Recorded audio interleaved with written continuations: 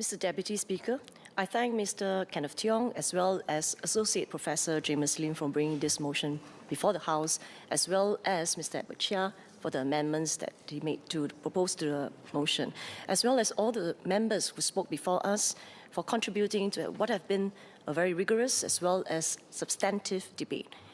And at the heart of this debate is a fundamental question.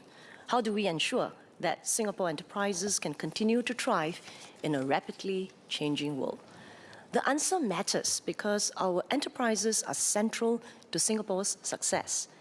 SMEs make up 99% of all enterprises and employ more than 70% of our workforce. SME create good jobs, strengthen our communities, and bolster Singapore's economic competitiveness. But all the members who spoke before us also shared that the environment that the SME operate in is becoming more challenging. Technology is reshaping industries, competition is intensifying, and global disruptions has become a recurring nature and feature in the global economy. The recent Middle East crisis is the latest reminder of how quickly external events can affect our businesses. Our response is not just to help the enterprises weather the new storm. It is to help our enterprises become stronger, more competitive, and more resilient over the long term. Our economic strategy has always been centered on improving the lives of Singaporeans, because strong local enterprises are indispensable to that goal. And that is why we will continue to stand alongside our businesses, help them build stronger capabilities, expand with confidence, and innovate and grow beyond Singapore. Let me share more about how we do so. Let me start with capability building. Businesses today compete not just on costs. Many of the members said that. They don't just compete on cost, but on innovation, on quality, productivity, as well as speed. Yesterday's strengths are no guarantee of tomorrow's success. Enterprises that continue to build new capabilities will be better placed to stay ahead. Those that don't do so risk falling behind. During the economic strategy review, we engaged widely with trade associations and chambers TAC representing SMEs and various businesses. Most SMEs recognize that transformation is no longer optional. The question is not whether to transform, but really how to do so in a practical, in an accessible, as well as sustainable manner. There is no one-size-fits-all approach. Every enterprise starts from a different position, serves different markets, customers, and face different opportunities. And that is why we tailor our approach to support the company's needs, whether is it in adopting AI, improving productivity, developing new product services, expanding into new market. Through Enterprise SG, businesses can access a wide range of government support to build capabilities and transform their operations. For example, Century Minimart started as a wet market seafood stall by Mr. Goh Tiam Chui in Bukit Gombak in 1990. Faced with changing consumer preferences, the second-generation owner, Mr. Jimmy Goh, his son, made the decision to reinvent the business. And he launched Thankfully Fresh, transforming what had been a traditional wet market seafood stall into an omni-channel retailer. And with the government support, the company accelerated its transformation by implementing an integrated inventory management system to support its growing omni-channel business. The system enabled a 50% improvement in manpower efficiency. So what used to be a wet market small minimart grew into a new retail, B2B, and online sales channel through contract manufacturing. Today, within a few years today, 60% of the business revenue comes from the online sales. So if anything, this example reminds us that every successful transformation begins with a decision by the business itself. The aim of our efforts is to help enterprises build the capabilities that matter most to their business at that point in time, so that they can become more productive, more competitive, and more resilient. Members over the last few hours have spoken about the challenges facing our F&B businesses. We Singaporeans, we love our food, and we treasure our distinctive food culture. But the industry is changing rapidly. Operators face higher manpower, rental, and operating costs, while consumer expectations continue to rise. this is not unique to Singapore. Around the world, diners are demanding greater convenience, better value, and more differentiated experiences.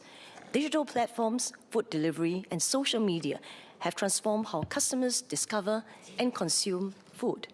These trends present challenges, but also new opportunities. In fact, many of our F&B businesses in Singapore are responding with determination. They are redesigning their operations, they are embracing technology, they are centralizing food preparation and adopting AI and digital solutions to improve productivity and to serve their customers better. Our role is to support these transformation efforts with practical assistance that help the businesses become more productive, competitive, and resilient. Our objective is not simply to help F&B cope with higher costs. It is to help them operate differently and compete more effectively, because that means improving productivity, redesigning the processes, embracing technology, and finding new ways to deliver better value to their customers. And that is why Enterprise SG has put in place a range of initiatives to support the transformation. Businesses can improve productivity and redesign their operations through the F&B Process Optimization Program. Smaller businesses can lower their costs and achieve greater scale through FoodX by sharing manufacturing and food preparation facilities. We also offer help for businesses to adopt digital and AI solutions. Coffee chain Kopi and Tarts, which has about 20 outlets all over Singapore, they have benefited from this initiative that I talked about. And across their outlets in Singapore, it has reduced more than 40 hours of food preparation time each day by outsourcing part of their ingredient preparation through FoodX. 40 hours a day is almost equivalent to allowing them to avail 4 full-time staff to focus on greater value-add services. Another group of businesses close to our heart are the Heartland enterprises. They are more than places to shop. They help define the character of our neighborhoods, bring communities together, and contribute to our social fabric. But like all businesses, they must adapt to changing consumer preferences and new technologies. Ms. Mariam Jaafar will be glad to know that we have been supporting the Heartland Enterprises through the years with many initiatives such as the Heartland Enterprise Placemaking Grant and the Enhanced Visual Merchandising Program. In fact, earlier this year, just a few months ago, we enhanced both of these schemes by increasing the support level from 50% to 70%, helping our Heartland Enterprises refresh their concepts, improve their storefronts, and to attract more footfall, more customers into their shops.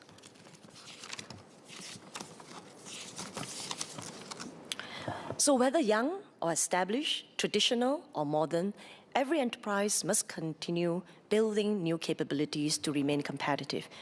And we will continue to support our businesses in this journey. And this journey includes going beyond Singapore to the world, because our domestic market is limited. Enterprise must venture beyond our shores to grow. Our small economy also needs strong external demand in addition to healthy domestic demand. And to help enterprises go global, we have established support for enterprises across different stages of internationalization, from grants like the recently enhanced MRA, Market Readiness Assistance Grant, which help businesses springboard overseas, to programs like the Scale Up. Let me elaborate. Enterprise SG Scale Up program helps high-potential Singapore companies build the capabilities they need to scale effectively and compete internationally. To date, Scale Up has supported more than 100 companies from diverse sectors. 80 of these companies have generated a combined 2.5 billion Sing dollars in additional revenue within 3 years of joining the Scale Up program. International expansion accounted for 1 billion Sing dollar of this growth. One of this company is Merlion Corporation. This is a steel foundation solutions company specializing in waterfront and underground construction. It sharpened its market entry strategies through Scale Up just about 4 years ago. Since then, the company was able to, in the last 4 years, secure large-scale infrastructure projects in Southeast Asia markets and Middle East and Africa. And as a result, Merlion saw a 4-fold increase in their revenue in 2024. Another example is Space Metrics, a workplace design and build firm. The company accelerated its international growth by sharpening its strategy and strengthening its supply chain and procurement capabilities. Within 2 years, it has expanded into India, Philippines, and Dubai, and moved into life sciences and data center sectors. The company's revenue have grown more than 25% and their profitability more than 200%. So as enterprises venture overseas, we know they will navigate unfamiliar regulations, higher operating costs, new competitors, and geopolitical forces. We have a network of over 35 overseas centers around the world providing market intelligence, introduction to in-market partners, and on-the-ground support for Singapore companies that want to capture growth opportunities overseas. While the decision to internationalize is one that the enterprises must make for themselves, our goal is to create the conditions and provide the support that will spur them to compete and to succeed on the global stage. We will continue to monitor the global economic landscape and refine our globalization schemes and support for Singapore enterprises to become global champions. Every successful enterprise operates within a wider ecosystem of partners, networks, and institutions. Over the years, the government has invested in building a strong and vibrant enterprise ecosystem. Our goal here is to create an environment in which enterprises can succeed, one that enables them to innovate, to build deeper capabilities, to gain access to talent, technology, and market, and to be able to seize opportunity to enter new markets overseas. And Ms. Mariam Jaafar shared very eloquently earlier. A key element of this vibrant enterprise ecosystem is really that mutually beneficial, mutually reinforcing partnership between our SMEs and our larger companies, including MNC. As Mr. Edward Chia and Ms. Mariam Jaafar mentioned earlier, local and global enterprises in Singapore can work together to strengthen their capabilities, accelerate innovation, and in so doing, create better jobs and opportunities for Singaporeans. Look around at the MNC's C-suite executives over the years. The positions are also taken up by Singaporeans. That's an important proof point. Mr. Deputy Speaker, if I may share my previous working experience, which attests to the symbiotic working relationship between the smaller companies and larger companies. I recall, as an EDB officer some 26 years ago, I had worked on the LIUP program, LIUP. It is called the Local Industry Upgrading Program that matched the SMEs with the MNCs, company by company, sector by sector, matching them based on their work plan, their vision, their ambition, and their values, but in a win-win partnership. And the program allows the MNCs to gain a strong base of suppliers while allowing the SMEs to learn from the larger industry players and upgrade their capabilities. Today, the program has evolved to become what we call the PACT program, PACT, Partnership for Capabilities Transformation. While LIUP focused primarily on strengthening supplier relationship between MNCs and SMEs, PACT bring the companies together to scale up, to innovate, and in fact to capture new opportunities together. And since 2010, PACT has supported 137 partnerships and benefited more than 2,500 Singapore-based companies. PACT has progressively expanded to support a broader range of partnership. Members will remember that last year in this House, we announced expansion of the PACT program to include internationalization, corporate ventures, and capability training. This has enabled SMEs to gain entry into regional as well as global value chains. In addition, SMEs get access to new customers and valuable chance to build stronger capabilities. They also co-create solutions and grow with the larger partners in their overseas operations. Take the partnership between Forefront AM, which is a local additive manufacturing firm, and Global Foundries MNC. Now, due to their collaboration, Forefront AM was able to enhance their capabilities in additive manufacturing to create critical, highly customized parts for Global Foundries' high-value semiconductor manufacturing tools. And on the part of GlobalFoundries, the company qualified 9 local SMEs to produce more than 200 critical tool parts as a result of the 2-pack program. We also partner industry leaders to help companies. Take AI adoption, for example. Mr. Louis Chua called for greater support for AI adoption and acknowledged that the ECI Enterprise Compute Initiative was announced last year. This is a scheme where we work with leading cloud service providers like Google and Amazon, as well as consultant partners to give enterprises access to cutting-edge AI tools, cloud credits, training, and certification. The ECI is meant to kickstart adoption and to build momentum. So we will continue to monitor the take-up closely and refine the support where needed. Partnerships like this has enabled our local companies to capture fresh opportunities, build stronger and deeper capabilities, and compete in higher value segments of the economy.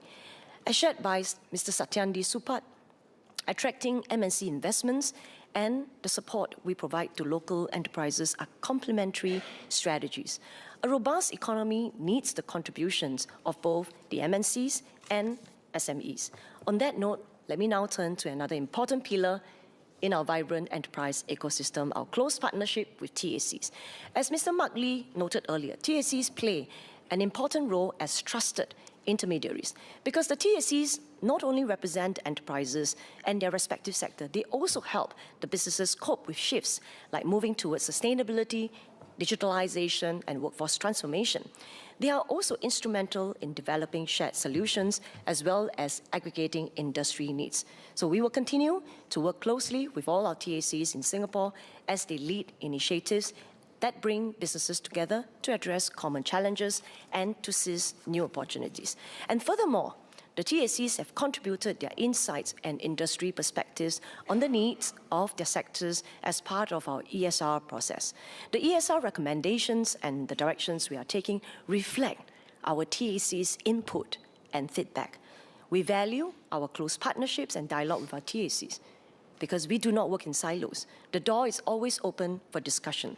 And as Mr. Mark Lee pointed out, 24 of the 27 recommendations by the Alliance for Action on Business Competitiveness have been accepted.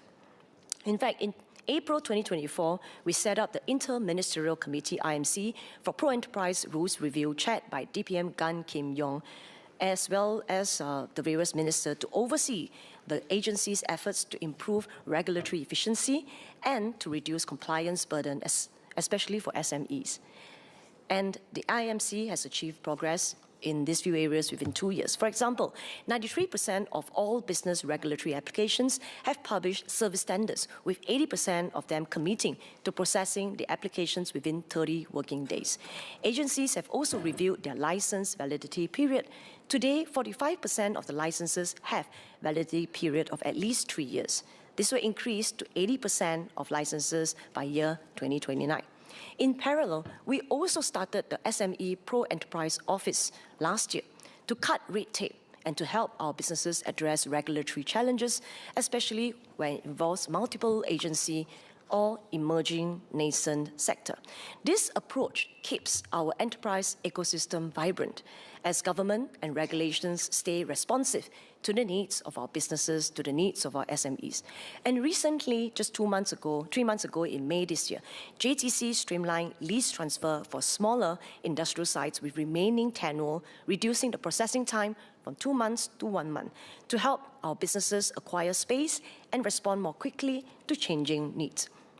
So, Mr. Speaker, Mr. Deputy Speaker, sir, the close consultation and support provided to our SMEs can also be found in the network of 10 SME centres across Singapore. We recognize that many SMEs do not have dedicated team for strategy, technology, or business development. As mentioned by Mr. Azhar bin Othman very passionately earlier, SME centres help our SMEs identify opportunities, navigate available government support, and chart practical next steps for their growth. Just last year, our 10 SME centre with 75 business advisors supported close to 30,000 companies in 1 year. That's about 2,500 SME in a month. Associate Professor James Lim earlier in his speech has called for simpler grant application processes, and we have continuously been reviewing ways to improve. For example, under the PSG, Enterprise SG has streamlined the processes and reduced processing time significantly to 2 weeks. Together, these efforts strengthen Singapore's enterprise ecosystem, which in turn underpin the success of our enterprises. They ensure that the businesses are supported not only through government programs, but also through strong partnerships, responsive institutions, and a business environment that enables growth. Mr. Speaker, sir, please, Mr. Deputy Speaker, please allow me to say a few words in Mandarin. Please proceed. 副议长先生，各位国会同僚。新加坡整体经济表现强劲，2025年全年经济增长达到5%。今年虽然受到中东动荡局势、能源价格以及关税等等不利因素的影响，我们预计仍然有2%到4%左右的经济增长。这份成就是企业、是员工、政府，也就是劳资政3方面一起努力打拼得来的成果。维持长期可持续的经济增长，确保国人有良好的工作，能够安居乐业，一直是我们的目标。强大的本地企业，特别是中小型企业，对于实现这个目标是至关重要的。纵观新加坡的经济领域，中小企业占我国所有的企业的99%，雇佣了超过70%的劳动力。是我国整体经济生态系当中非常重要的一环。中小型企业为国人创造许多就业的机会，增强我们社区的凝聚力，也提升了新加坡的经济竞争力。多年来，我们贸工部联合其他政府部门，持续地推出了许多的措施和计划，帮助我们本地中小企业茁壮成长。我们主要从3方面着手。第一，打造经商的环境，鼓励本地人创业；第二，和本地商会商团紧密合作，提升个别的行业能力，加强个别行业的韧性；第三，鼓励和协助本地中小企业开拓海外市场。在刚才英语的演讲当中，我也提到了许多企业收到了实际的帮助的成功的例子。那在面对特殊的挑战，例如冠病疫情或者近期的中东冲突局势时，政府也会因时制宜，及时的推出补助的措施，帮助我们的企业度过眼前的难关。但是，副议长先生，我们必须谨记，新加坡是一个没有天然资源的小国，市场小的同时，也面临人口老龄化。建国61年来，我们虽然累积了一定的经济实力，但是我们千万不能够坐吃山空。政府也和企业一样，本着积极进取的精神，时时在提升、改善、变通，为的就是要保障我们下一代有更美好的未来。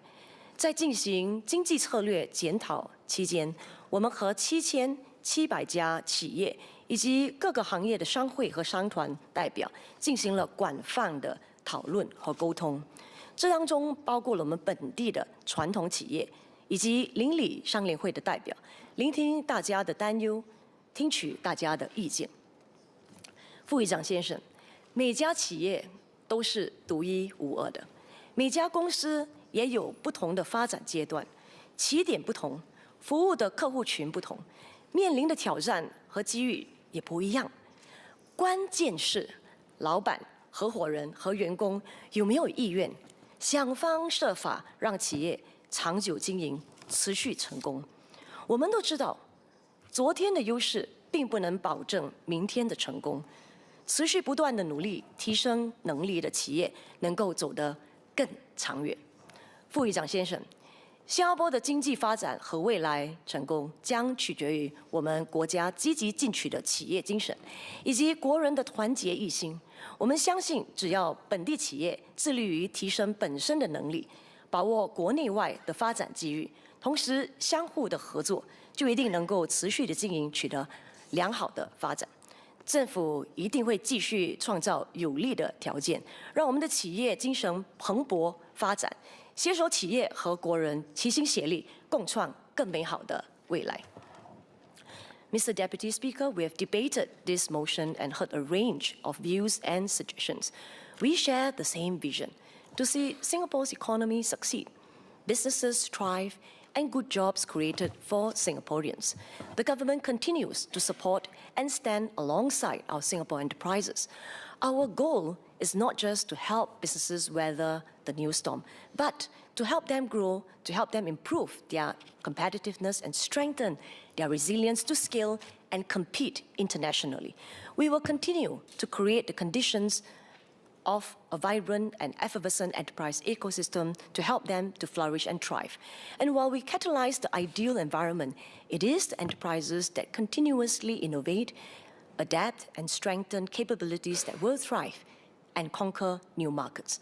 Together, we can build a strong and resilient economy for the future, for better lives, for Singapore. I support the motion as amended by Mr. Edward Chia. Thank you.